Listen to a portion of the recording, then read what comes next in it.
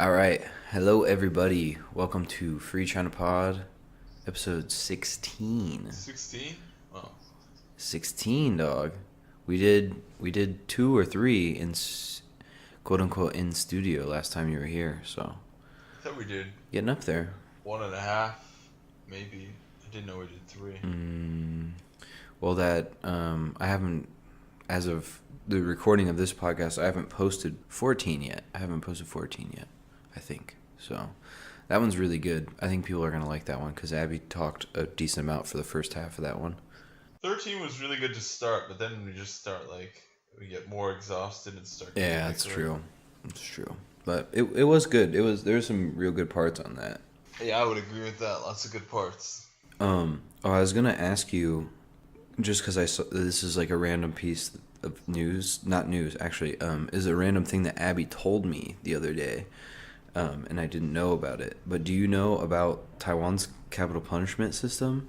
You know how it works? In what way? What do you mean? Like, do you know how executions work in Taiwan? You mean how they're carried out? Yeah. I think by firing squad. It's not like a firing squad, though. It is. It's by gun, but it's not like a firing squad. So they like legit just like lay someone on the ground and shoot them in the back of the head, like with a pistol. It's pretty jacked. It's crazy, but the thing is like it's better than our system in the U.S. I think that they're all fucked up. Yeah, that was the part that I argued to her, was that I think we shouldn't have we were kind of like discussing whether or not there should be executions at all, and I won't argue her side because I don't want to mischaracterize her, but she was more on the pro side and I was more on the anti side. And, my basic point was we get the wrong person 4% of the time, according to the most recent studies that I've looked at. And even if that is 0.0001% of the time, I don't think that's a just thing to do. Not only that, but I don't think that the state should be murdering people. I agree with you for the second reason. I mean, the first reason is obviously important, but the second reason is more of a moral reason that the state shouldn't have a role in killing its citizens. Yeah, agreed.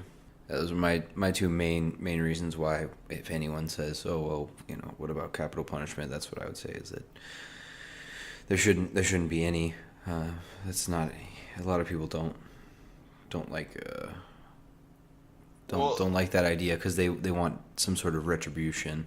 They want retribution, but Taiwanese people, I mean, more than that, they also see, every time I talk to them, they see capital punishment as a form of disincentivization. Yeah.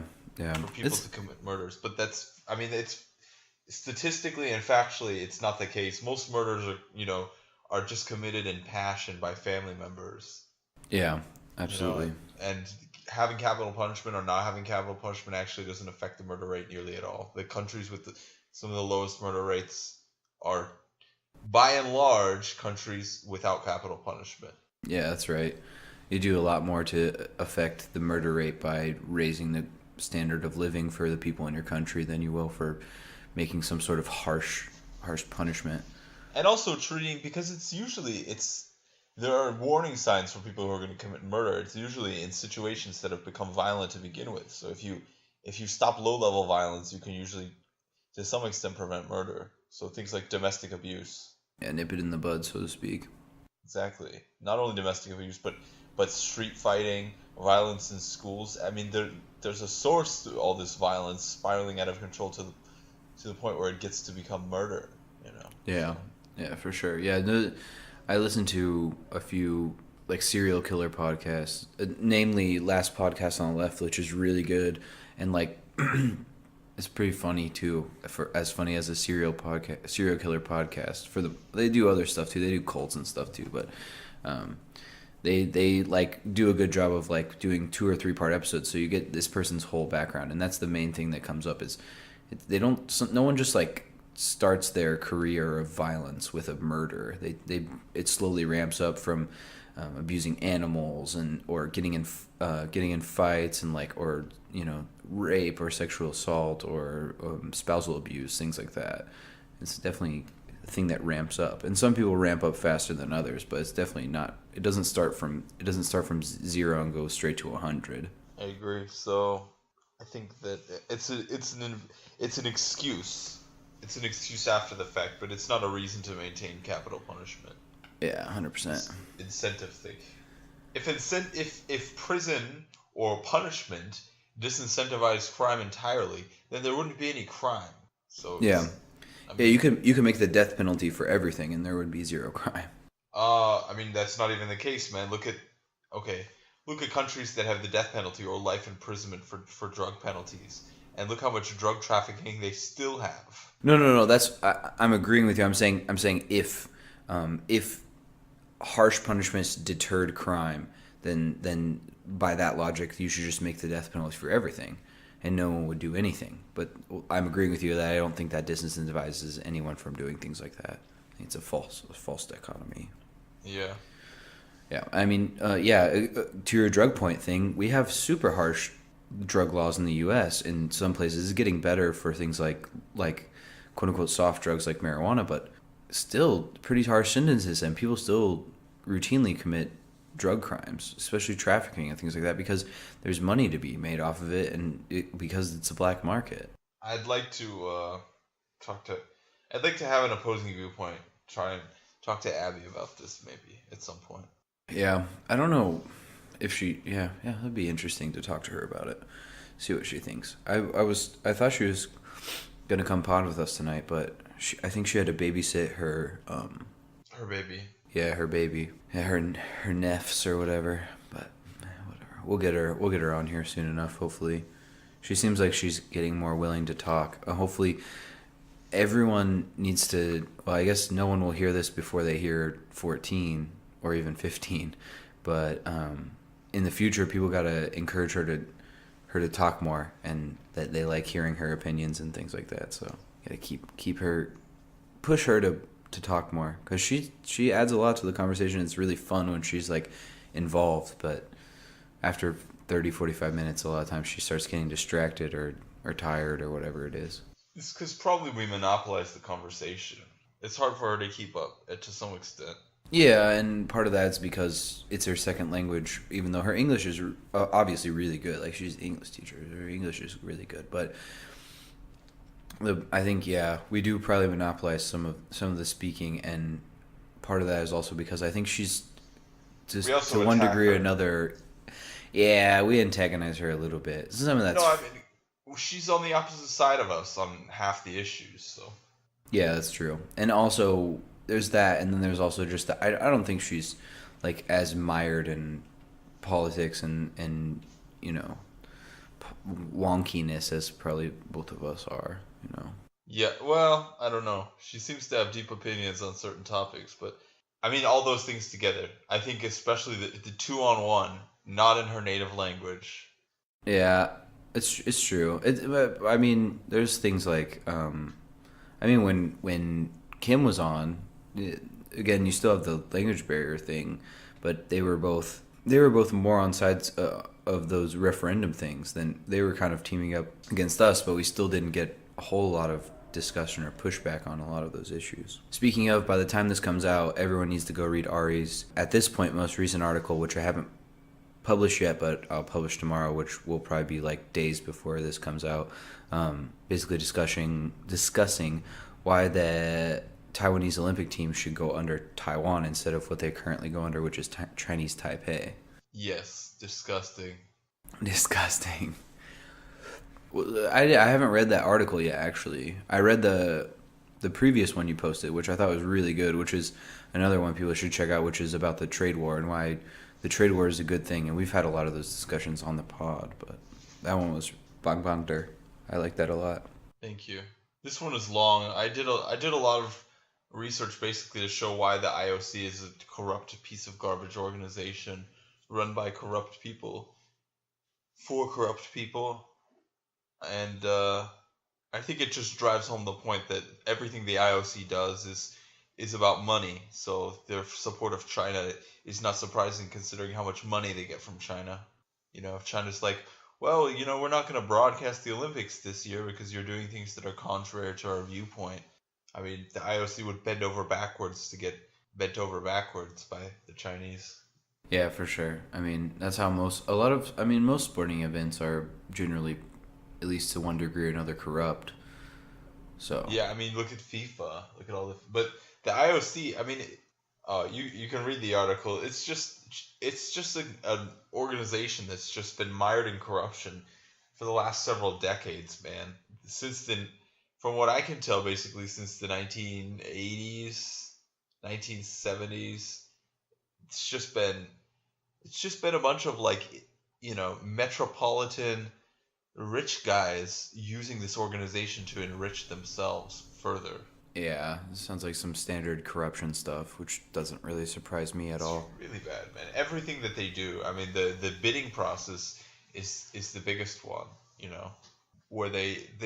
I mean, for the longest time they accepted bribes, and the head of the IOC admitted to it. He admitted to accepting bribes, and he's like, "Well, I actually don't vote on the bidding process, so it didn't affect my decision, so I'm not going to give it back." Yikes. And I didn't do anything wrong, by the way. Yeah, that sounds like you didn't do anything wrong. Taking bribes is definitely, there's nothing wrong with that, right? Well, not only that, but after his 20-something year reign, where he admitted to accepting bribes, his son got put on the IOC board of directors. Jeez. It's just a disgusting organization filled with disgusting people. Yeah. I'm not surprised at all by that. Honestly, I mean, it is like on its face, it is like, kind of shocking, and it sucks, but I don't know. With any big international organization, especially for things that are competitive, such as sports and things like that, I'm not surprised at all. It's just so many little things, man. The cheating scandals, the other cheating scandals, the other cheating scandals. Yeah. The money being paid basically for every single bidding process. There's like several $1 million that somehow mysteriously ends up in one or two of the IOC voting members' bank accounts. I mean, it's just like disgusting, man. It's just a disgusting organization. Yeah, 100%. It's ridiculous. And then this Taiwan thing, man. I mean, it's so. I guess I'll talk just about my main point. Basically, the IOC before the referendum, because the whole thing with China about this is it's about the symbolism of it. So if Taiwan had actually voted to be represented as Taiwan in the election, Yeah. it would have, even if the IOC had denied them the right, it would have looked bad for the IOC. I mean, because it is bad for the IOC, and it would have looked bad for China too, because they just look like scumbags. So basically, they pressured the IOC to send that fucking letter before the election to influence the referendum results. Yeah, you're influencing a democracy, but yeah, I wouldn't say influence. I would say fucking interference. They're like said in the letter, "Oh, we respect the right of Taiwan, but if you make the wrong decision, then we're gonna ban you from the election." Yeah. So no, we don't respect you at all. Yeah, exactly. We're sending a public fucking letter to the entire people of a country several days before a referendum. Shows that you don't respect the outcome. You don't respect the process. You want your fucking way. That's absolutely right. So they didn't care what the referendum is. They don't care what the Taiwanese people want. They don't care what's fair. All they care about is keeping fucking Chinese viewership high. Right. So they're basically like, China's the most important people, and if you piss us off, then we're gonna fucking throw you under the bus. Yeah, and it's extremely fucking petty too, man. Because the Chinese, if the Chinese are involved in the Olympics anyway, all those Chinese people are gonna fucking watch it anyway. They may, boohoo, we're gonna bitch and moan and all that, but it doesn't matter. They're gonna fucking watch it, or they weren't gonna watch it anyway. You think the whole, unless the government told them to, the government will cut the fucking TV rights basically, and they don't care if the Chinese people watch. They care about the television revenue, which is like half of their fucking income. Like more than half of their operating income comes from TV revenue rights from the Olympics, basically. Well, then that just shows that they care more about money than they care about anything else, which is fucked up. Absolutely. And China is one of their biggest revenue countries in the world. From what I read, they get $125 million per Olympian from China. Jeez. Basically, like the numbers are just astonishingly high. So you can see why they just suck China's, red Yeah, and yellow flag. yeah, I don't that's absolutely understand right. it. It's absurd. I mean, it's easily understandable because that's just what it is. It's just about money. But Because you know what China will do, man. They'll just be like, oh, our state-run media organizations. Well, we're actually not going to stream the Olympics this year because you've done something that contravenes our national pride by allowing Taiwan to compete as Taiwan. yeah, And there goes like an eighth of the fucking IOC's annual budget. So no, the IOC doesn't care about national respect and international peace. They care about cash. yeah, that's right. That's right. And that's what a lot of countries have shown recently with the people that have left their position supporting Taiwan. Even some of these small countries, they've said, Man, well, they're just as greedy as you can get. If yeah, that's right. Yeah, it's okay. Well, I guess it doesn't. They you want to have big talks about, man, let's support democracy, blah blah blah blah. But you don't give a fuck about democracy if you're gonna go over to China. China's the most undemocratic country in the world. Man, it's all talk. Okay, and the biggest evidence, man, is the Russia thing. Russia was cheating in the Olympics for between 30 and 40 fucking years. Yeah. And not only were they, I mean, it's not the Russian Olympics were cheating. The Russian federal government's security apparatus was involved in helping them cheat for 4 fucking decades. So what does the IOC do? They kick Russia's Olympic Committee out, and they say the Russian athletes aren't allowed to compete. Yep. 3 days after the completion of the Olympics, they reinstated them. So they were out of the Olympics. Their Olympics committee was banned for 3 months. For 4 fucking decades of cheating. That's absurd. Like, this is not about sportsmanship. They didn't want the Russian government to stop sending athletes, to stop having TV viewership, man. That's all they fucking care about. That's right. Big countries can do whatever the fuck they want in the Olympics. I mean, for fuck's sake, North Korea can compete under their flag and their anthem, but Taiwan can't? Yeah. Fuck the IOC, man. Agreed, man. And fuck the Olympics. Yeah, we should start a boycott Olympics movement. I mean, the Olympics is already dying, man. They had like their lowest viewership, I think, in a long time recently. I'll be honest, I haven't watched the Olympics in maybe close to a decade. I mean, I watch like little bits and pieces if it's on a TV in a place where I'm at. But I don't follow that, man. Like, most of that stuff I don't care about. And it matters to some of the athletes, obviously, and it matters to athletes that care about, whatever certain sport. Like, they'll watch their own sport. Like, I'll watch some of the replays of some of the basketball games, but I don't watch any of that stuff live anyway. So it's silly. It is silly, man. And the IOC, I mean, they should be punished for their corruption. They haven't really reformed the organization in any meaningful way. And they're supposed to be unbiased and a politically neutral organization. Yeah. And they've shown that they're not at all. Clearly, yeah. So fuck them. Agreed, yeah. I would say 100%. Let's scrap the organization, restart, or however you want to go about that. I think that basically that democratic countries in the world should boycott the Olympics for the next few years until they actually sack every single person who's been in a leadership role and completely start over. That's what I think. Yeah, I'm totally okay with that. If their viewership their viewership's already dropping, and like last time, man, nobody even wanted to go to the games. They couldn't sell those tickets off. If it continues like that and they keep losing money, they're gonna realize how badly they fucked up. Yep, that's right.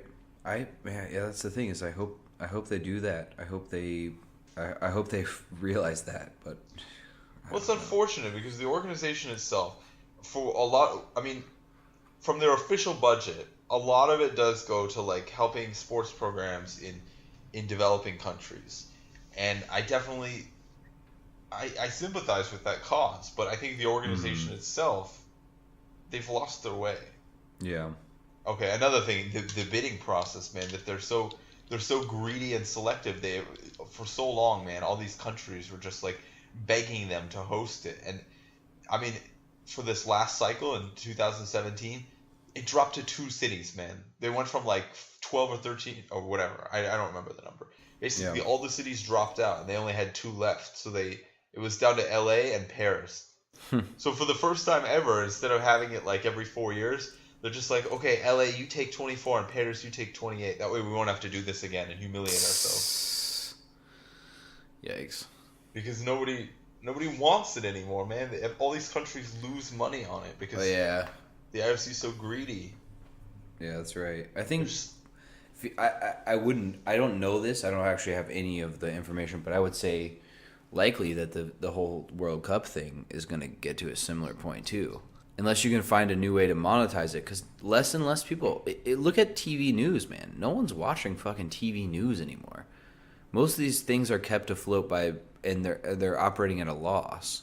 Even newspapers are often operating at a loss. But like are you TV sure about news, that? there are a lot of newspapers that are operating at a loss. I don't know that the TV networks are operating at a loss, but that's because like a lot of those are large conglomerates where it's not just news networks. I don't know what the exact findings for the news networks are, but less and less people are watching TV, man. Like people are switching over to Netflix or all digital things or streaming, or they get their TV and news off YouTube or whatever it is. Yeah, man. I mostly watch CNN on YouTube now. I mean, we have cable in our house. But they do get paid or for have- that. Oh yeah, it's true. It's true. They make money off those sorts of they have revenue streams from those things. But I don't know to what degree. That's what I'm saying. It's the whole market in general, even aside from corruption and things like that, is going to have to be restructured because people are moving away from TV. Man, no one wants to pay for cable and stuff like that if they don't need it, especially in the U.S. Like I think my parents haven't had a lot of those things for a long time now. They haven't used most of it, so there's no reason for them to pay for it. I don't think either of my parents has cable, as far as I know. Yeah, it's unnecessary now. It's a waste. It's just like It's growing obsolete. It's just you pick and choose what you want to watch and just pay for those things. or just don't pay for it at all. Just kidding. That's a joke. I mean, of course, personally, we wouldn't do that, but there's a lot of people that are doing things like torrenting and things like that, and of course we don't endorse things like that on the show, but it is happening. I mean, if you can definitely torrent copyright-free material, but Okay, yeah, that's what I illegally mean. torrent copyrighted material. That's what I mean. Don't On- don't steal. All right, Something so like that. all right, so anything else? You can move into some U.S. news or something if you want. I brought up. I initiated both of those topics. So is there anything that you specifically are fired up or excited about? I mean, you did just talk about your article, so that was kind of something you're fired up about. Oh, I always get fired up about China, man. Yeah, China's been same really here. fiery Same lately. here. They're just doing all kinds of stuff, man. They're unleashed. I mean, I remember in the 1990s, man, they were talking about, not basically their foreign policy was they're not gonna shake things up too much, be seen and not heard, and that's not the case anymore, man. They want to be heard. They want to make known that they think that they're the most powerful country in the world, even though they're not. They just want to be. They're trying to up their stats, up their rep. Yeah, I still remember, man, when I was in like Xi'an, some old man. He's like, I mean, there's not that many foreigners at this place we went to. Yeah. He's in Chinese, obviously. He's like, "Where are you from?" I was like, "America." He's like, and then he like whispered to me, like it was a big secret. He's like, "Oh, America, you guys are still more powerful than us." But he did it in like this like sneaky whispering way, like nobody knows this, but that's the actual case. Yeah, Except exactly. the entire fucking world knows that. Listen, the Chinese people and Chinese culture are great, but the Chinese government run by the Chinese Communist Party is It's trash. It's a trash. shame. It's garbage, man. It's a garbage government. It's not free. It's an authoritarian state. yeah, and I hope that the Chinese people get some more choice sometime soon. Same here. I mean, I obviously don't ever want them to take over Taiwan, but I'm fine with a burgeoning Chinese state. I think that would be good for global. Yeah, as long as they exactly. If it don't was misbehave. That's right. If it was a democratic system, I would have almost none of the criticisms that I have now. I would still have criticisms. I have criticisms of the U.S. and we live in kind of a democracy. I mean, in some ways like an oligarchy, like, but it's still democratic. Like, people still get to vote, and if people get pissed off enough, then things will change. People aren't always as angry as they should be. I think people should be a lot more upset right now, especially with the cheating that went on in the last election, and with the things that are going on in like Wisconsin and Michigan right now, with the stripping of powers as the new Democrats come into these seats. Not the new Democrats as in the caucus, but as new democratically elected leaders come in. Oh, I think Pelosi's gonna be in charge of the House again, by the way. Yeah, probably. I mean, the thing is because of who basically was challenged. Like, I would have gone for Barbara Lee, personally, but Barbara Lee didn't really want the position. So if it was between her and basically, who is the other? Steny Hoyer is like her opponent. Who is her opponent? Yeah, Steny Hoyer. Yeah, Steny Hoyer is like, he's worse, surprisingly. Like, I think she is. I think that she is abysmal, but Steny Hoyer is worse. So I'd rather have Pelosi than Hoyer. And one thing that I will give her credit for is with her and Chuck Schumer when they went to meet. When they went to meet Trump in the White House, like, she got Trump's goat so good. She was just like, we really don't want to have a Trump shutdown. Yeah. Well, she was just, the best part was she was just like, you don't have the votes. And he's like, I do have the votes. And she's like, well, let's see then. Push the vote. Let's go. And he's just like, I do have the votes. Thank you very much. I do. Excuse They're me, great. Nancy. If I wanted the votes, I could have the votes. Okay, excuse me, Nancy. The two of them were just egging him on, and Mike Pence was just sleeping like the lapdog that he is. That's right. And Did you see all the memes of him just like sleeping there? No, I didn't see any of the memes. Oh, you should check out the memes of him sleeping. They got like a few shots of him when he was blinking or he had his eyes closed for like a split second, and they basically made it look like he was sleeping through the whole fucking thing. He was just sitting there not saying anything because he can't talk in front of Trump. Mike Pence is a weird fucking guy, man. 100%. He's such a strange dude, and he's like a super like just religious fundamentalist. Like, he's weird. The dude's weird, and he's a bad dude. He's a real bad dude. But yeah. I don't know. I think it would be worse than Trump, probably. I don't know. I've heard arguments for and against that, and I don't know exactly where I stand on that. He would be worse in some senses, that he would definitely be able to accomplish his policy goals better than Trump, because Trump has essentially not accomplished anything in 2 years, besides making himself and his family look like a bunch of cretins. But at the same time, he would be less of a destabilizing force. I mean, he's still like an evil dude, in my opinion, but I don't really know what he stands for in general, besides like corporate money. You know, corporate money. He's pretty anti-woman. He's just your standard like hardline Republican. It's basically just like fuck poor people.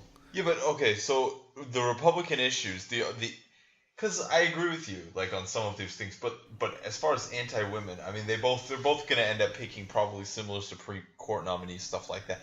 In terms of actual Republican potential legislation, the things that they might try and push are immigration stuff, which is probably going to get passed either way, regardless of whether Trump is there or not. But yeah, the thing that scares me is like if they try and do some fucking retarded entitlement reform or something like that. What else? Yeah, that's it. I mean, the Republicans don't really have. They got their tax bill, so I think that was kind of one of the things about the election, man. They don't really have any good policy ideas going forward. They're not like, there's not any big issues for them to push on. They're just like abortion. But abortion is so played out, man. Like, abortion is essentially like it's kind of a done deal. I mean, of course it could get pushed to the Supreme Court, and then with the conservative majority that we have in the court right now, it could get flipped. I think if that was done before the election. Yeah, I was gonna say, I think if that happens too, that there's gonna be a severe backlash that no one is prepared for. But in addition, I don't know. I was thinking about this because I was being a real like shit poster this week. So we were involved with that. You were involved in one of the arguments I had, where basically I got called by like a Chinese bot. I got called what did he call me? he called me a Taidu Wailao, which is like a Taiwanese independence foreign devil is like the best literal translation. No, it wasn't Wailao. What was it? Taidu. I forget what it was. That's not what it was though. I think it was Wailao. Let me look. Did you find it? Yeah, I found it. It's Guilao, right? Yeah. I found it too. Yeah. Man, these comments, I don't understand these people. Like, they're like, Muslims have lived in China since the time of Muhammad. They were happy until the U.S. provoked these wars. So why don't you shut your stupid ass up and read more? What the fuck does the U.S. have to do with this? Nothing. Absolutely nothing. Some of these people are, I think, literally robots. Because like I looked at a couple of their the guy. Most of them, they just like say, "Oh, the U.S." They're like, "Oh, the U.S. Kills Muslims all the time. China's very nice to their Muslims." See, that's my thing. Is if someone were to say the U.S. doesn't treat Muslims well, I would say you're right. Whoa! I think that it's not the same thing. The U.S. doesn't have like a anti-Muslim policy. Like some things they do in the world affect Muslims disproportionately. I think the Republicans often are very anti-Muslim. Some Republican voters are anti-Muslim for sure. 100%. I think the U.S. the government the U.S. is not anti-Muslim. Yeah. Agreed. But that's what these people are claiming. There's a distinction to make, and very much the Chinese Communist Party is anti-Muslim. Clearly. Or they're just anti-dissent in general. If you don't go party line, then they're going to shut you down. Doesn't matter what your beliefs are. But at this point, they're trying to basically kind of eradicate the religion. It seems like they're closing. I mean, they're closing mosques. They're putting like the Communist Party flag in mosques. They have like informants that they're putting in Muslim people's houses. They're trying to get them. They're outlawing beards. I mean, they're just, yeah, man. So I think what we'll get, and it's gonna probably happen if China doesn't get their shit figured out pretty quick and how they're addressing these things, is they're like, you're right. It's not, you said they're cracking down on religion, and that's right, because they're cracking down on Christian churches too. And if the religious right in America sees that they are cracking down on Christian churches and freedom, they are going to shit. They're going to shit a fucking brick. Good. A fucking house of bricks. Because you should push that issue, Jordan. You should find all those message groups. You should write an article talking about it. I might. Find all those message groups and just blast them. Just be like, look what China's doing. Dude, yeah, but it's true. Like I don't know, like a lot of Christian churches, even in America, like I have lots of disagreements and qualms with them. I grew up in them, and I generally have a lot of distaste for organized religion of any ilk, but people should be allowed to organize in whatever sense of religion they want to.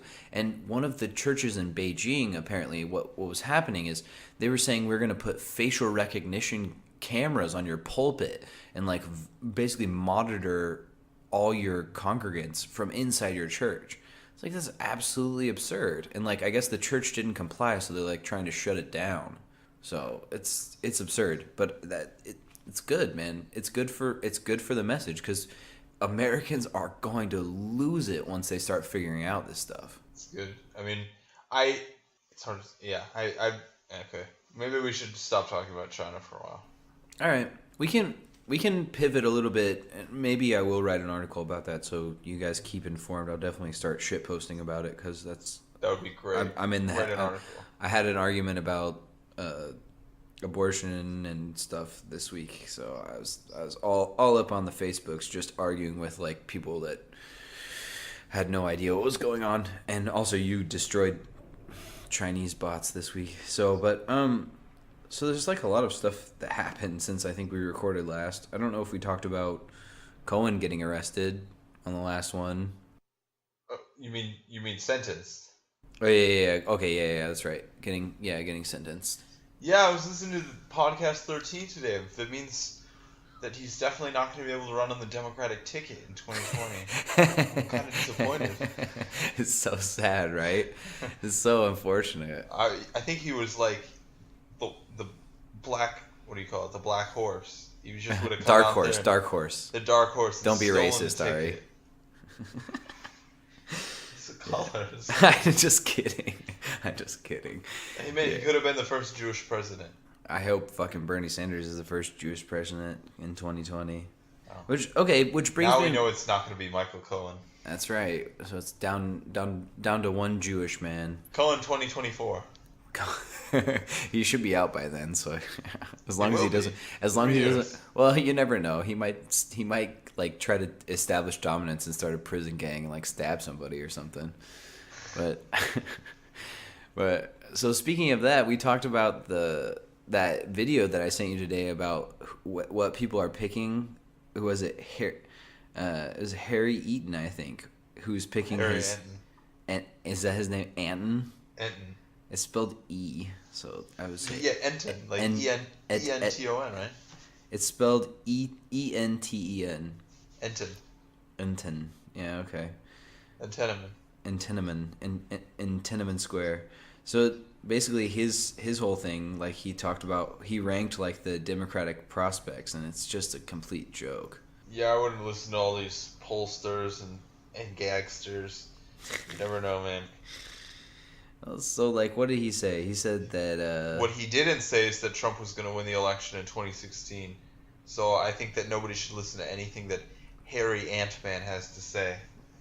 Well, I think if you didn't say that Trump was going to win, but you also didn't do stuff like certain news organizations that should go unnamed because I forgot their names, said like basically giving Hillary like like their polls were like within the margin of error 2 or 3 points in favor of Hillary, but instead their pundits came out and said, "Well, Hillary has a 90% chance of winning," so everyone in the country got to watch that during the election tick down 97, 98, or 60, 50, 40, she's fucked. She's done.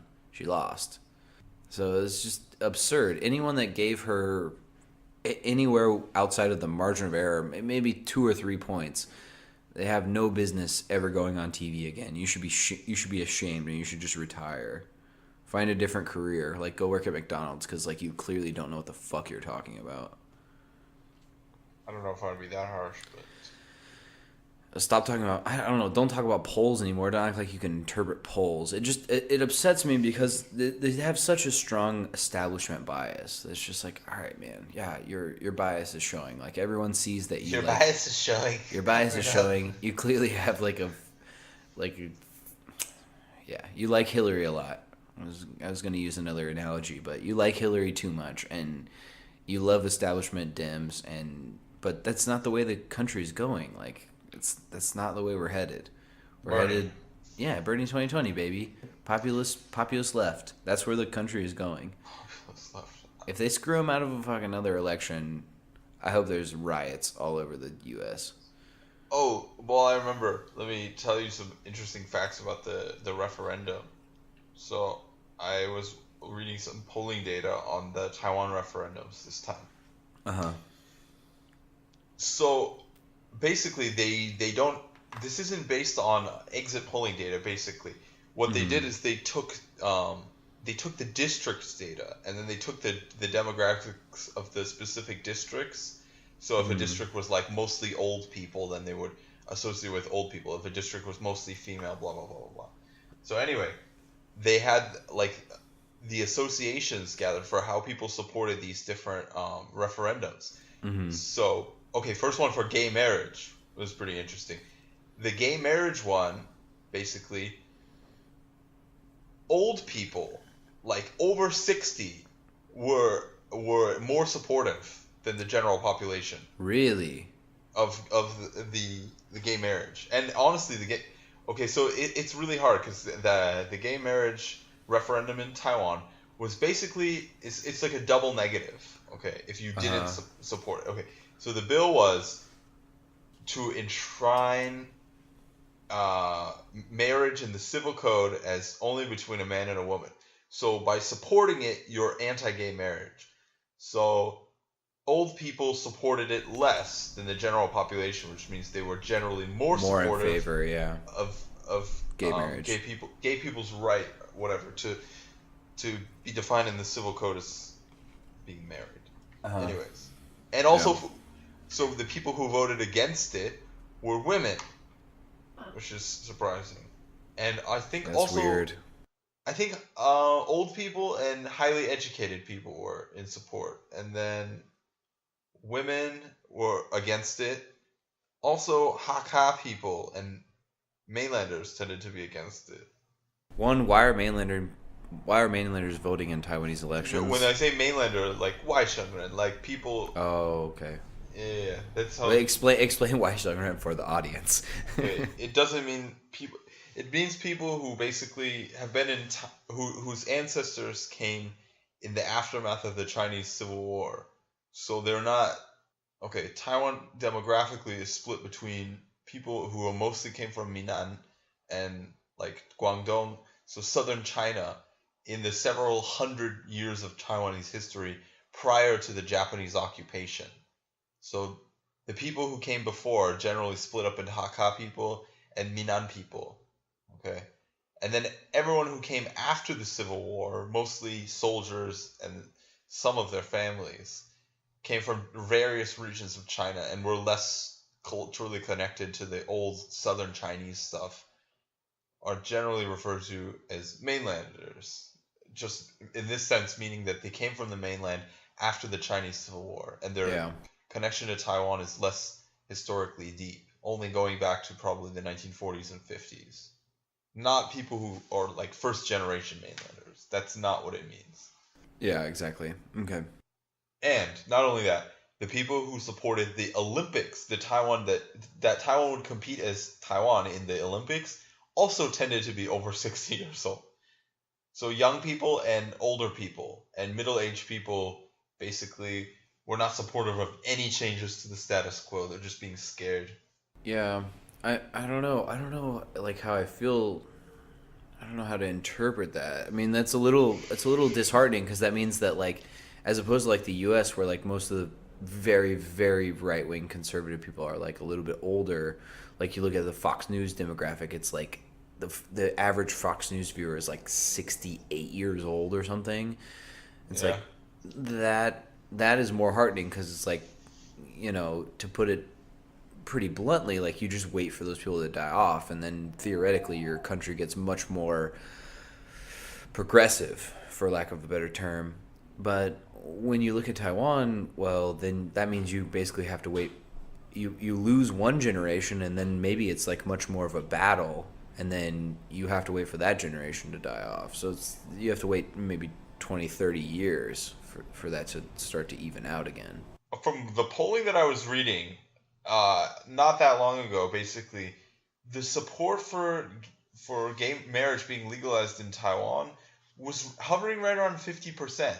But the proportion of people who supported the bill that it would be kept out of the civil code was upwards of 70%. So either there's been a massive shift, a negative shift for people against support for gay marriage, gay marriage enshrined in the civil law as a normal marriage for gay people, or there was some kind of anomalistic display here where people were confused about how to vote, or I'm not sure. It basically, again, it didn't reflect the polling. And when I say it didn't reflect it, I mean, this is well out of the margin of error. This was 20 something percent off. Yeah, that's insane. I know definitely that there it was definitely confusing because I have a one-on-one with a guy he's probably late 30s, and he told me he's like pretty political. Like we have political sessions often. Like he'll ask me like pretty, I guess, like poignant political questions, and he's pretty open and like discussing, and he's definitely a DPP supporter, and he's more left wing in the general sense. And he's pretty, but he also is like skeptical and well thought out. Like we have like really good discussions. But he even told me, like I said, we were talking about this last time I had a one-on-one with him, and he was like, yeah, it was like really kind of cryptic the way they meshed the way they worded a lot of these things, these referendum topics. That's how referendums typically are. I mean, in Yeah. Arizona, it's very similar, so this is not surprising. But it's not good. I think that those things should be more straightforward. Or at least I wish they I were. honestly, I mean, in looking at the wording, I mean, to be 100% honest, the wording for this is very legalistic, so I read the translations only, but as far as the translations go, the wording doesn't seem to be too confusing. So Okay. I think that people were kind of maybe deceived by propaganda campaigns and stuff like that. But it's hard to say. Maybe people are really against gay marriage, but I'm not exactly sure, man. This was a really weird referendum. Also, Mm-hmm. Taiwan has had referendums in place since 2004. This is the first time that they've actually passed any referendums, and they Wow. passed a significant number because before they had never crossed basically they have a threshold margin, which I think historically was 50%. Now I think they may have lowered it. I need to check. Uh-huh. Anyway, so this is the first time they've ever passed, and they passed they passed a lot of them, man. More than half of them, I think, passed. Wow. So That's interesting. I mean, it's weird. and Taiwan is getting used to it.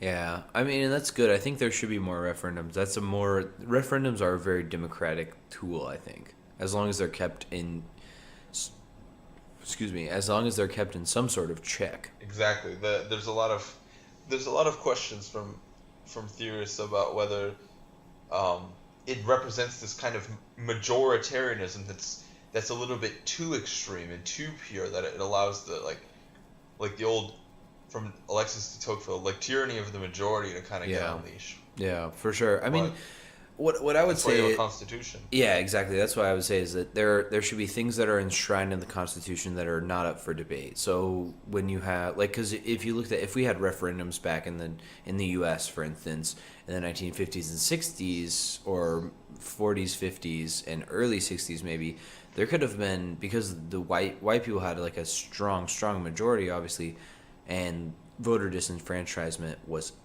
absolutely huge.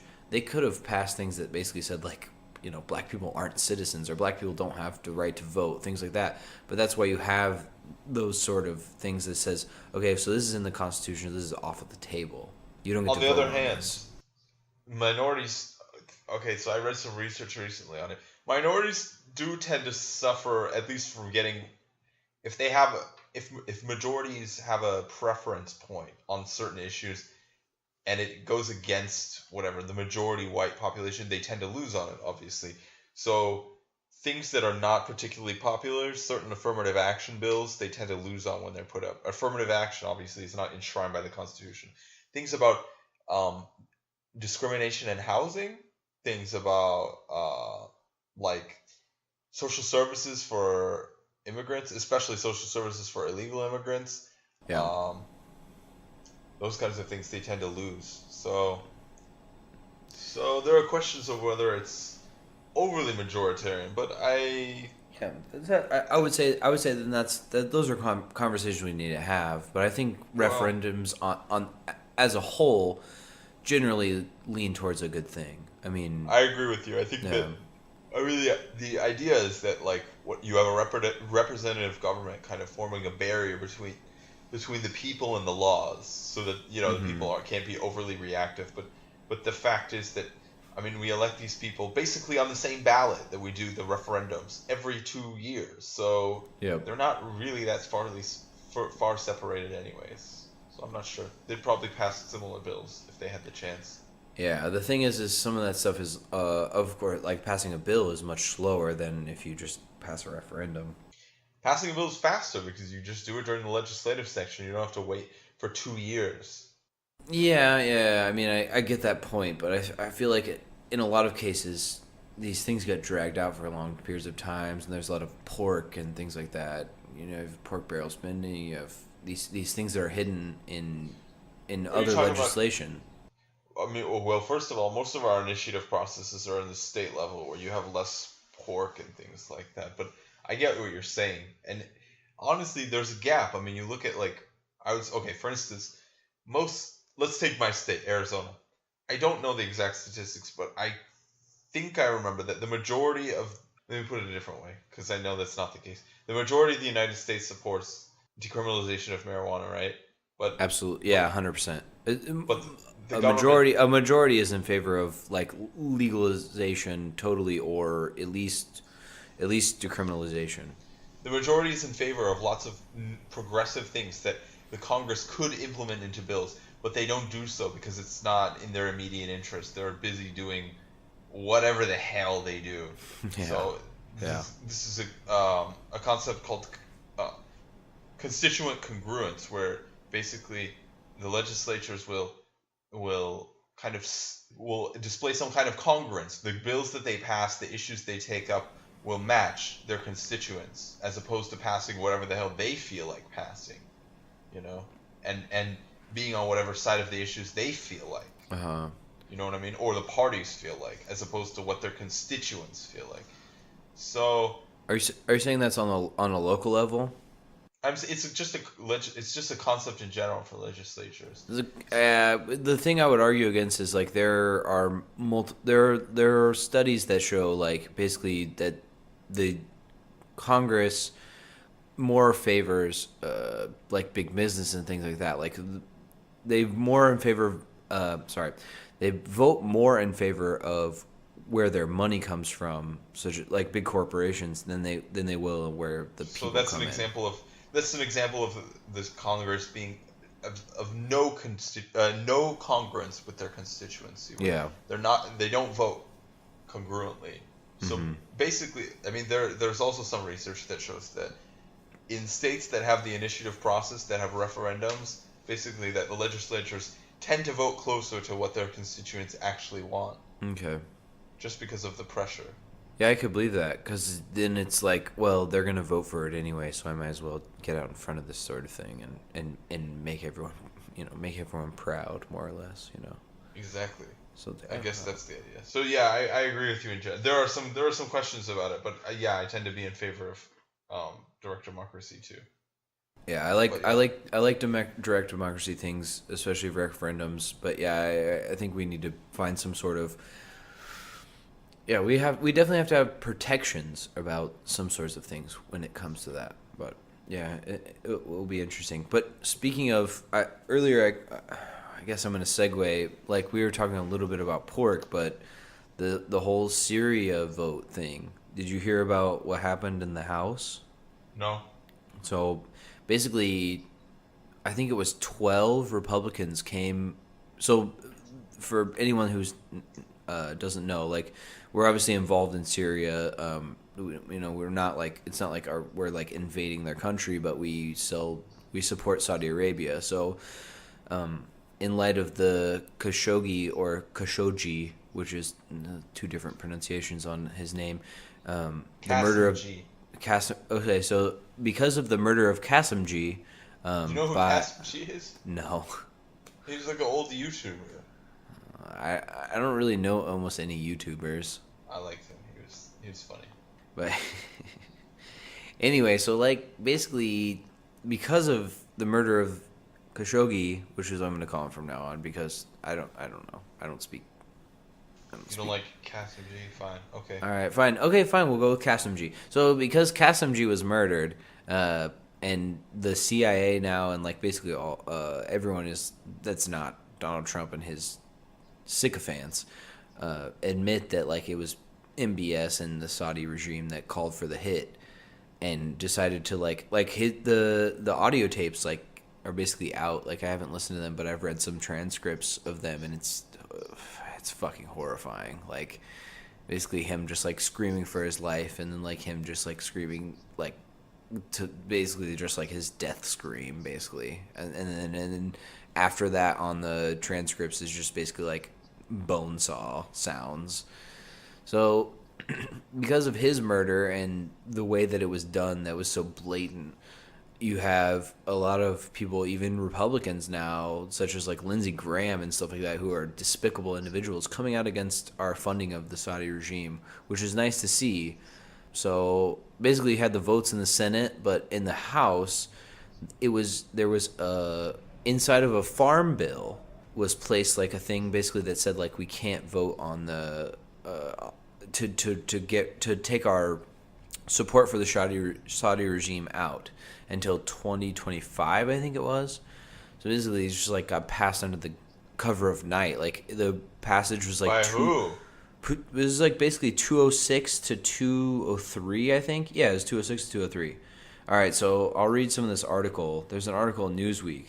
So I'll read some of this. So stop me whenever you feel like it. But this is 5 Democrats joined Republicans on Wednesday to block lawmakers in the House of Representatives from forcing a vote on resolutions for the rest of 2018 that aimed to use the War Powers Act to end Washington's support for Saudi Arabia and Yemen. The 206 to 203 vote was largely divided along party lines, but 18 Republicans voted against the measure. Democratic Representatives Jim Costa of California, Al Lawson of Florida, Colin Peterson of North Dakota, this is like a fake name, Dutch Rupperberger of Maryland, and David Scott of South Carolina. Yeah, those are fake names, though. No one should have the name Dutch Rupperberger. And did I say David Scott from South Carolina voted in favor? So those are all Democrats. So these Democrats voted in favor. Basically, they flipped over and voted in favor, and so it ended up, obviously it was 206 to 203. So even if 4 of them didn't flip, then it wouldn't have mattered. Basically, they shoved this into the bill, and it showed like it made it so that they couldn't pass this bill. So it's absolutely ridiculous. Like, we're in this war that we shouldn't be in, and these Democratic, quote unquote Democratic representatives, even though 18 Republicans flipped over and said, like, it's absurd that we're like supporting this Saudi basically genocide, like basically genociding a group. Like, the statistic is like every 10 minutes a child dies in Yemen because of the Saudi blockade. It's absurd, man. And it only passed the House, though, right? It did not pass the House. I think they had the votes in the Senate, but this is from the House of Representatives. And so you're saying it failed 206 to 203? Yes. Okay. I thought you said it passed. No. Sorry.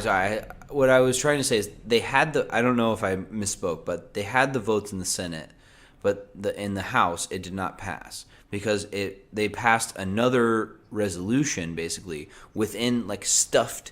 This is the pork stuff. Like, they stuffed it into a farm bill, basically to help farmers, like, with subsidies, which we can get in arguments about that, but I don't think farmers. So this need okay. This was a bill to cut funding, or this was a bill to keep it until 2025. This was basically a bill that said we cannot discuss the Yemen conflict until 2025. Well, then I'm glad it didn't pass. Why? The bill was saying you're not allowed to discuss it until 2025.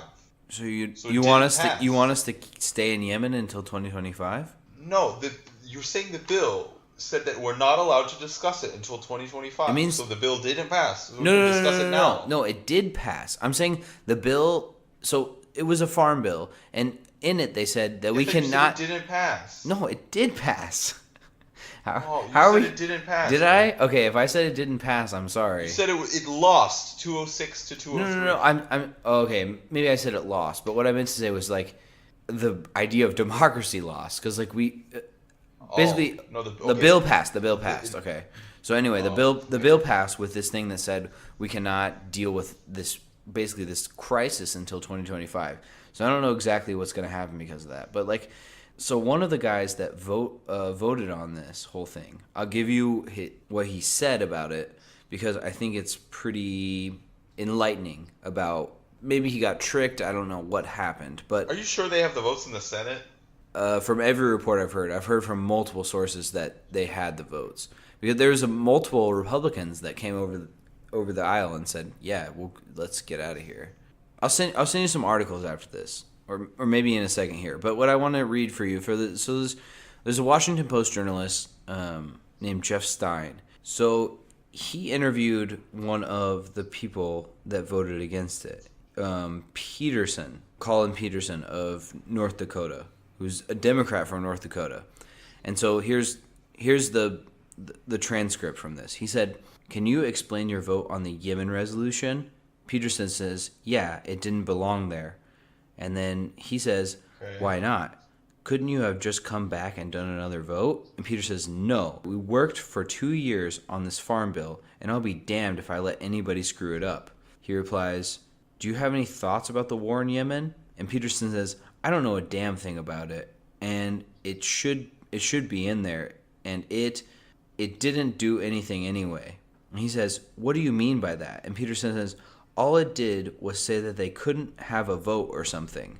Didn't authorize anything. It didn't, you know? Our party gets off on tangents. It's ridiculous. This guy clearly doesn't understand what the fuck he's voting on. And he basically is extending the genocide that's going on in Yemen right now.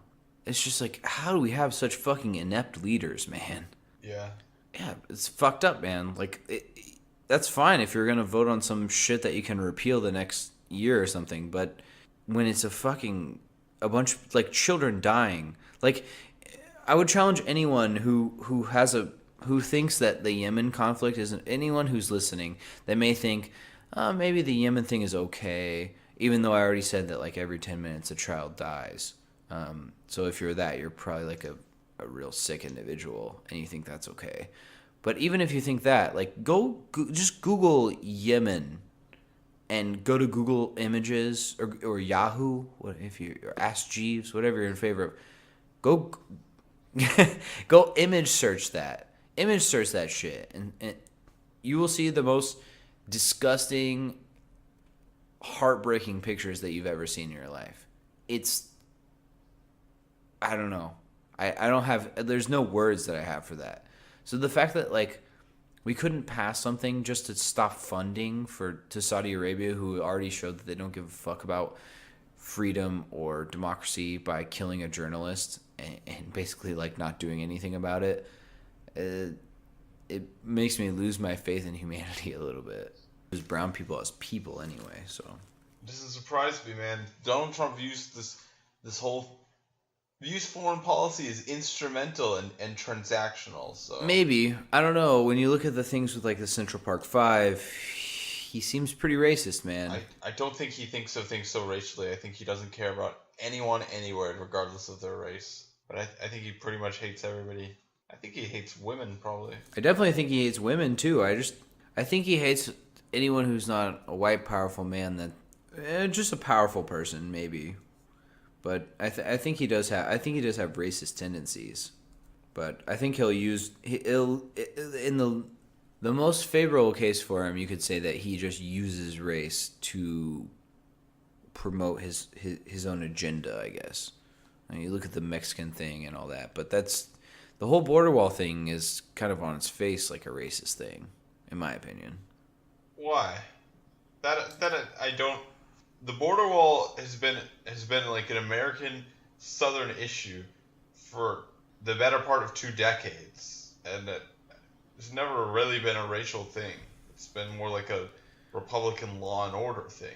The thing is, okay, I can understand if. Why is it racial? Because most of the people that come here, that are here in the United States, not here, I mean, we're not in the United States. Most of the people that are in the United States illegally, like the vast majority of them, they're not running over the border. They're not crossing the border illegally. They're overstaying visas. Like 60, 70%. Now, yeah. Like now, but the majority of the people who are in the United States illegally in general did come across the border. Really? I guess I don't know what the statistics on that are. I mean, it's just hard for me to believe that, like, that many people are coming over the border illegally, but again, that's my opinion, so that doesn't really count for anything. Man, half of them have been there for decades. Like, mm-hmm. I mean, not half. I'm just yeah. Of course, we both don't have the numbers in front of us, but the last time I looked, maybe around the beginning of the decade, there were somewhere just over 10 million people in the United States in the United States illegally. Same here. And the majority of them, let me look up the details right now. The majority of them were from Mexico, and Central America was also a large part. Let me look right now. Well, just while you look that up, what I would say is currently the migration to Mexico is like net negative, or at least it's a zero-sum game. Like, we're losing as many people going back to Mexico as that are coming in. So I think that's not really an argument anymore. I mean, you can still say that it's like a lingering overhold from that former period, and that's not fine. I won't. I was gonna say that's fine. It's not fine. Like, you need to evolve with the times, but also you don't ever hear these people saying. You never hear any of these people that are saying these fucking Mexicans are coming into our country, they're jumping over the border. But you don't hear them saying, "Oh, hey, Donald Trump, you know how your wife overstayed her visa? Yeah, she's a fucking illegal immigrant. Why don't you get her out of here?" Because they don't care. They don't care if the person's white. These people don't care if the person's white. I don't know. I don't know about that. I don't know who these people are either. I think you're talking about like the general voter. I'm saying the general person that wants to build a wall doesn't give a shit if it's a white person. I don't know if that's true. Well, how many people are currently in favor of the wall? Because if you look at the priority of what people think is the most high priority voting issue, immigration is pretty far down there, and building a wall. Actually, immigration is probably top 3 right now. But building a wall is not that high. Building a wall is not as high as immigration. Immigration might be high, but just if you say immigration is high, that's not the same thing. Because if someone says that we should support DACA, that's also an immigration issue that we should vote on. So it's not the same thing to say that limiting the amount of people coming into the country. Immigration reform is like a very broad thing. It could span left or right. So immigration could be important to the U.S., but building a border wall is, I think, very low on the importance to American people.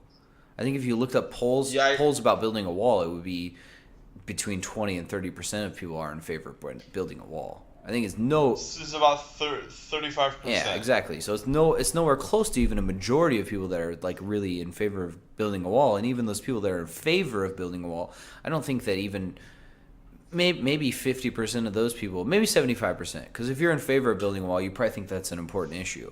But so even 75% of that's what I said. It's 25 to 30% of people that are really gung ho about building a wall on our border that's not going to do fucking shit. Well, it's probably unnecessary. It's definitely not the best policy decision. However, it is symbolic. It will do something. There's no question, man. Did you hear just today, man? There was a little girl. There's a 7-year-old girl that died, whose parents. Yeah, you heard I about heard that about shit, it. man. Like that. I mean, that wouldn't have happened. Flat out, that just wouldn't have happened. I mean, that girl didn't eat or drink any water for 4 days. You're saying it wouldn't have happened if we had a wall? Yeah, because they wouldn't have tried to cross through the middle of the fucking desert. Hard disagree. If there's a wall, I mean, unless you build a wall that's 25 feet down into the earth and 30 foot high, and even if you do that, there's going to be people that figure out ways to get around it. It's going to be much harder, man, and they're not going to be bringing 6-year-old kids to scale a 25-foot wall. I disagree. I don't think that's true. Ooh, sorry about that. Sorry about that noise. I think that people that are desperate are going to do whatever they think they can do to get over the border wall, to get into a place where they've been told that freedom and democracy exist, and that they'll have opportunities to protect their children from cartels that are willing to sell them into sex slavery in their early teens. You look at the wall that Israel built with the West Bank, man. As far as I know, it has not yet been penetrated. Like, nobody has actually been able to get through it. But just because it hasn't been penetrated doesn't mean people don't go up to it. That doesn't mean they don't protest in front of it. Like, people still march up to that wall and get killed and get sniped. No, that's the other wall, man. That's the border fence with Gaza. Nobody's getting sniped on the West Bank. Okay, that's the 20-foot high concrete wall. What I'm saying is it stopped the flow, basically. Nobody's getting across it. Period. Well, people aren't getting across that border fence either, but they're still going up to it. Are people not going up to the border wall at all? People aren't protesting in front of it and no one's getting killed. No one's getting not even necessarily killed, but just getting tear gassed. And again, it's I mean, some people protested, yeah, but there's not a lot to protest, man. In the West Bank, it's not as bad. Like, they have jobs. I mean, yeah, there are lots and lots of bad things going on, but I mean, they have a lot more to protest about their own horrible fucking government than they have to protest about the wall right now. So I can agree with you on that, and I think where that breaks down in some of the Point being is the wall is not completely ineffective. The wall would prevent people from crossing more or less. And I mean, I don't see that as a racial issue. I see that from most people who support it, and I don't know, I'm just guessing here, it's probably more of a law and order issue than it is a racial issue. But maybe you're right. Maybe it's majority racial. I'm not sure. I would argue that it's more racial, and I could agree with you that I'm not saying it's totally ineffective, but what I'm arguing is that I don't think those people really care about law and order, because a lot of those same people would support Trump, and he's clearly broken the law. I don't think they're law and order people.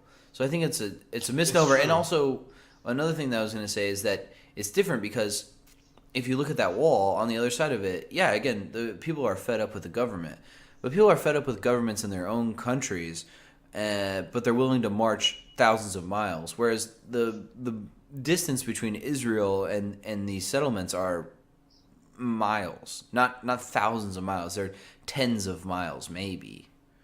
You know what I'm saying? So your point is well taken. I'm not saying that your point is invalid.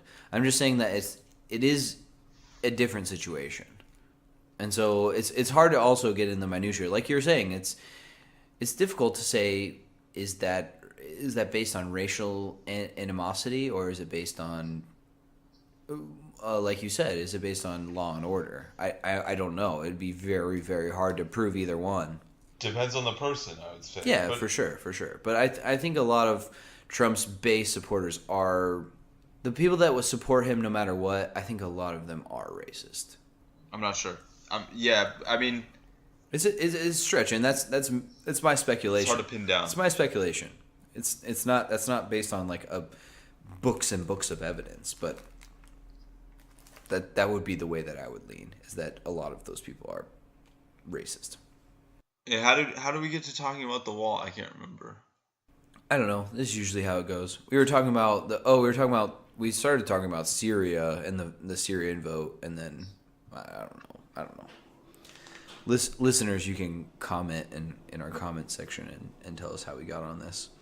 So, but yeah, I mean, I don't know. It's just disheartening to me that we can just be so misguided, even though in the U.S. we have like one of the worst healthcare systems in the developed world, and we're still so wrapped up in the Mexicans are stealing our jobs, even though we're run by oligarchs and things like that. It's just frustrating to me. Yeah, man. But I will say, go ahead. I wasn't gonna say. Okay, I was just gonna say on a positive note, I think there are good things coming out. Like, I mean, like we were talking about earlier, you know, Trump might go to jail, but that's one thing I want to discuss with you is I don't know that Mike Pence would be any better. I'm just like, just waiting until 2020. Yeah, I mean, it may not take until 2020. That's what I was going to say, is there could very soon be a constitutional crisis, because there's arguments on both sides about whether Trump can be charged with crimes without being impeached. So if he's because it's pretty unlikely that he will get impeached, even with a lot of Republicans slowly turning against him. I feel like it's an impossibility that he gets impeached. But can charges be brought against the sitting president? I don't know. I don't know. I don't know that it would be satisfying if Mike Pence just took it and then pardoned him anyways. So, do you think that he would pardon him? Let's get real speculative. You think so? Yes. I think I would say I would give him like a 75% chance of pardoning him, but that's pretty high. Yeah, no, it is absolutely, it's high. I think it's highly likely, but I think maybe he would weigh the fact that if he pardons him, maybe he would pardon him after the 2020 elections, but if he pardons Trump after he's so clearly violated the law, like already everyone knows that he's violated the law. Like he violated campaign. That's what presidents do, though, man. I mean, Of course, of course. I mean, Obama broke the law too. Gerald Ford pardoned Nixon. Yeah. That set the precedent, man. That's how it works now, without a doubt. But I'm just wondering about how much it would hurt the Republicans who are already like, man, I think the Republicans are in a lot of trouble. So I'm just wondering, I don't know how fast he would do it. I would give him a 75% chance, maybe even higher, that he would do it. But that could really, really hurt the Republican Party. But I don't know. Again, we're just speculating here. Yeah. I don't know. It'll be interesting to see what happens. But more and more, I'm coming to your side and agreeing that like it's probably pretty unlikely that Trump gets reelected, let alone a Republican in general gets elected in 2020. I'm just really hoping that Bernie gets elected. Cross your fingers, man. Cross your fingers, and everyone get out there and register to vote now. Like, register yourself to vote now. Get your address set, and I mean, maybe you move in the next year, but make sure you're as set as you can be and be prepared, because they're going to do the same shit, man. There's so much voter disenfranchisement. Invalidate my signature again. Yeah, exactly, man. There's so much voter disenfranchisement this way around, and like, you've heard about all the stuff that's been happening in North Carolina, right? Yeah. There's still an election that hasn't been validated by the election committee because it was so messed up. I mean, I think that it's good that all this stuff is coming into the light. The fact that we're talking about it and that we know about it and that this didn't just get swept under the rug means that we have systems that are working. That's all I can say. That's absolutely right. But what I would say is that it's reflective of a bad system. Yeah, absolutely. And people need to push against that. They need to not get complacent. I think if people say, "Oh, it got called out," but this North Carolina thing is still not finished. Like, they may do a full re-election. Like, they may just run the election again, because you have that would be sick. Oh, I think that they will. Honestly, I think the likelihood that they do it is probably going to be what's going to happen, because basically they'll probably do a recount. Why would they redo the elections? Because okay, so basically what happened is the mail-in stuff. Yeah, there was hundreds. They said it was the last story I heard was like 800 or 900 ballots might have got thrown away, and there was. But it was only in like one county, right? Yeah, but it was a county that was like 60 or 70% Democrat, and like. No, maybe it was higher than that. I think it was like 80% Democrat, but like the votes came out like 60% Republican. It was just like so swung that like it didn't make any sense. And basically they got caught with like, maybe they'll just redo the county. I think they're gonna redo the whole election. It's from all the reports that I've been hearing is basically they're probably gonna redo the whole election, but. Because the guy that was working for, I think it was, his name was Dallas, not Dallas, but Dowles, I think is his name, and basically Dowles, but basically he has been caught like basically doing voter disenfranchisement and like very shady shit before, So, but yeah, like they were going to like people's houses and taking ballots that weren't filled out and filling them out for the Republican. They were going to people's houses and literally crossing out the Democratic candidate and writing in the Republican candidate. And there's a bunch of ballots that basically just disappeared because they threw them away or he held them. And so it's just like, from everything I've heard, they're probably going to redo the whole election. That'll be interesting. Yeah, and if they redo it and it's legitimate, like the Republican is probably gonna get smashed, especially after this whole debacle. We'll see, man. Nothing's for certain, but from everything I can gather, it seems like that's what's gonna happen. I don't know, man. You gotta get rid of this corruption, man. And this, I don't know exactly how to fix the whole thing. Like, we talked about automatic voter registration before. And you had some pushback against it, but you got to figure out some sort of system similar to that where you can push someone, you can make sure that you aren't disenfranchised. Because this sort of thing is absurd. I'm not sure. I need to think about it. I need to think about what a good process that would be. I would say being able to endorse. register, maybe being able to register online. See, but the problems I have with that is it's susceptible to hacking. Yeah, hacking definitely will present a problem. So I'm okay with not doing it online if you create some sort of quota system. Same thing with polling, or not polling, but polling stations where you can voting places. If you say, okay, for every whatever 10,000 people, I don't know what the number would be, but for every so many people in this place, you have this many polling stations. Then, and also you have, so this many people, you have so many places where you can register. I'm okay with that. But you have things like voter ID where people are trying to make people vote by license and things like that. You have people that live in major cities who have basically no place to go to register to vote. And in turn, they don't have any place to register, and they don't have any place to vote. So it's like, even if they could register, it's almost impossible for them to vote because they work 2 jobs or whatever it is. Or they live so far from a place that it's like, it's just inconvenient for them. Oh, I work 2 jobs and I have multiple kids that I have to take care of, and I don't get to vote. And It's for mail-in ballots, man. Mail-in ballots should be done. Arizona, absolutely. Majority mail-in ballots. Absolutely. Mail-in ballots should be a huge thing, but you can talk about voter fraud with mail-in ballots. It's low. Voter fraud in general is low, though. It's almost I'm more unheard afraid of. of hacking because it's other countries that want to interfere. But so I think voter fraud by mail is pretty rare.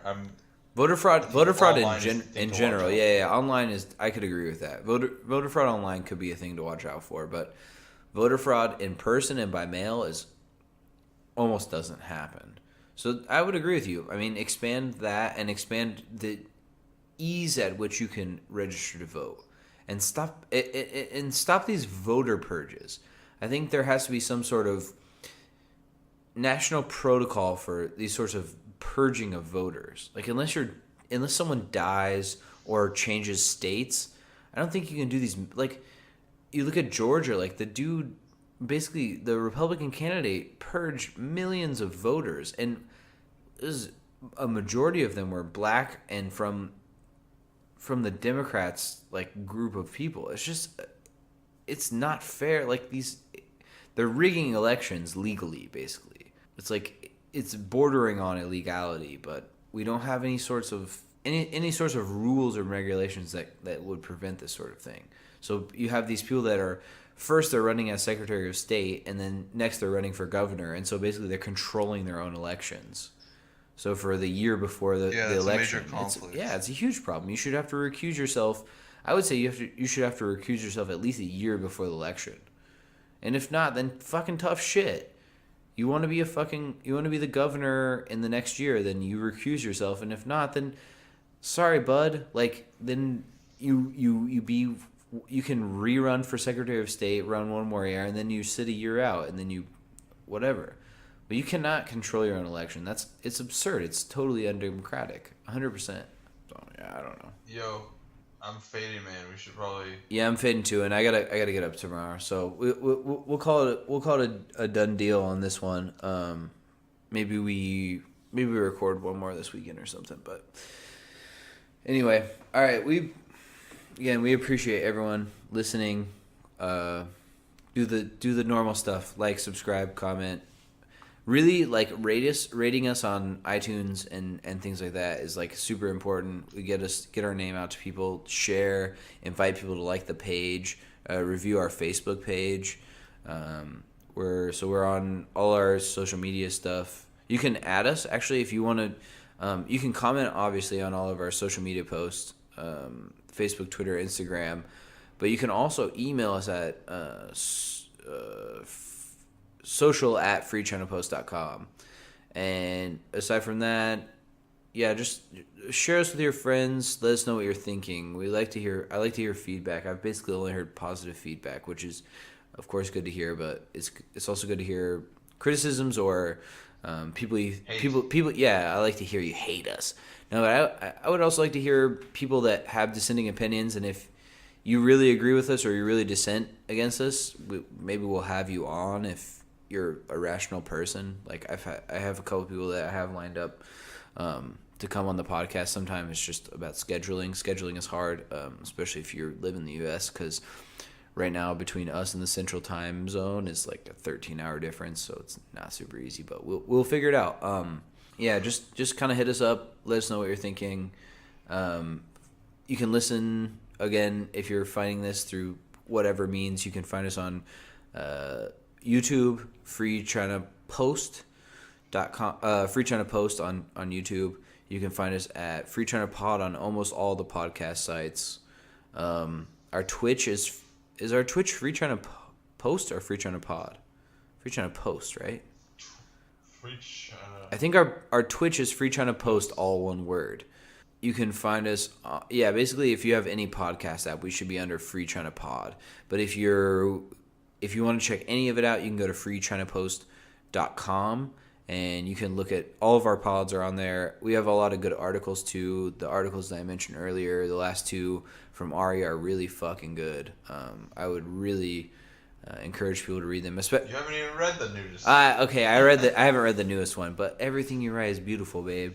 Like I know that stuff is gonna be good. But the article about the trade war I did read, and it was very good. Like I really I like that a lot. We had discussion about that on previous podcasts. So just check it all out. Let us know what you like. Let us know what you don't like. But we love having discussions with people. This was all about Ari and I. Love agreeing. We love debating. We love shooting the shit. So we just want to create more discussions in the world, and it's fun stuff. So we love y'all, and thanks for listening.